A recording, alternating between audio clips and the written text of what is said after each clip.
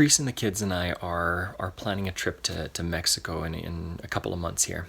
And I am doing a little bit of research because we're going to be looking at some ancient archaeological finds in Mesoamerica. We're excited about that. One thing that is really famous from Mesoamerica is a ball game made from rubber. It's one of the first rubber, maybe the first rubber ball game ever played. And what I find fascinating about this is that they used it. There's historical evidence that they used it to solve problems. They played a game, and the winner would get what they wanted rather than dueling it out and fighting.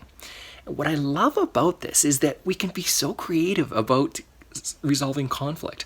What I want to encourage you to do right now is start to look for ways where you can resolve conflict without war.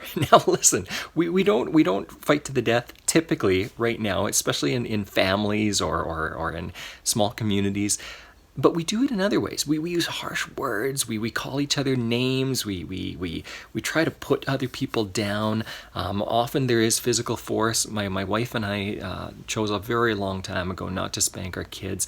The reason is because physical violence or verbal emotional violence are ways to get around a problem if we don't have a better skill set to use. That's why they are. If we had better tools, if we had more skills, we wouldn't result to violence, whether it's verbal or physical. So here's what I want to encourage you to do. Here's an action step for today.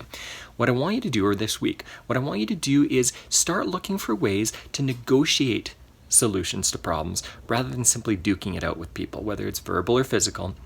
Here's how you do that. This is really simple. I want you to experiment with it, okay? Ask questions about what people want. And instead of trying to figure out the surface thing that people want, like, I want you to do this right now. Oh, that's what you want me to do? That's never about sometimes it's about what somebody says. It's very often about an emotional problem below that. So often people are being like, I want this right now. What they really want is care, respect. They want to be heard. So what I want you to do is start listening better to people. As you listen better to people, they're going to start telling you what they really want. You can tell what's going on emotionally behind it and find a solution that works for both of you.